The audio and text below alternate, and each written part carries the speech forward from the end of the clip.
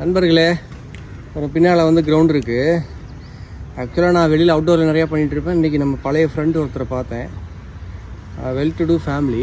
ஆனால் பார்த்தாக்கா உடம்பெல்லாம் நாங்கள்லாம் பேட்மிண்டன் விளாடும்போது நல்லா இருப்பார். இப்போ உடம்பு போயிடுச்சு. என்ன அப்படின்னு சொல்லி அவர் பேர் சொல்லி கேட்கும்போது ஃபிட்னஸ் ரொட்டீன் விட்டேன், ஈட்டிங் ஹேபிட்லாம் மாறிடுச்சு, மறுபடியும் இப்போ ட்ரை பண்ணுறேன், பண்ணவே முடியல. நான் என்ன சொல்ல வரேன்னா, நம்ம உடம்பு வந்து ஏன் வெயிட் போடுது அப்படின்னா மெட்டபாலிசம்னு ஒன்று இருக்குது. பிஎம்ஆர், பேசல் மெட்டபாலிக் ரேஷியோன்னு சொல்லுவோம்.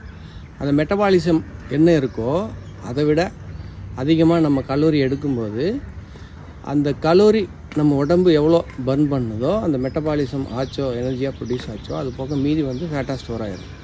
ஸோ இப்போ இந்த ஃபேட்டாக ஸ்டோர் ஆகிறத தவிர்க்கிறதுக்கு என்ன பண்ணணும்னா, அளவு கம்மியாகவும் சத்து அதிகமாகவும் இருக்கிற உணவுகள் எடுக்கணும். மாவு சத்து, புரத சத்து, கொழுப்பு சத்து பேலன்ஸ் பண்ணணும். விட்டமின்ஸு, மினரல்ஸு, உயிர் சத்துக்கள், தாதுக்கள் பேலன்ஸ் பண்ணணும். ஸோ இந்த மாதிரி நம்ம வந்துட்டு ப்ராப்பர் நியூட்ரிஷன் பேலன்ஸ் டயட் எடுக்கும்போது நம்ம உடம்புல வந்துட்டு அதிகமான கலோரி ஸ்டோர் ஆகாது. ஸோ இதை வந்துட்டு நீங்கள் அப்ளை பண்ணுங்கள். முடிஞ்சால் ஏதாவது ஒரு ஃபிட்னஸ் ஆக்டிவிட்டி ஆட் பண்ணி வச்சுக்கிட்டிங்கன்னா கலோரி எரிக்கிறதுக்கு உங்களுக்கு சப்போர்ட் ஆகும்.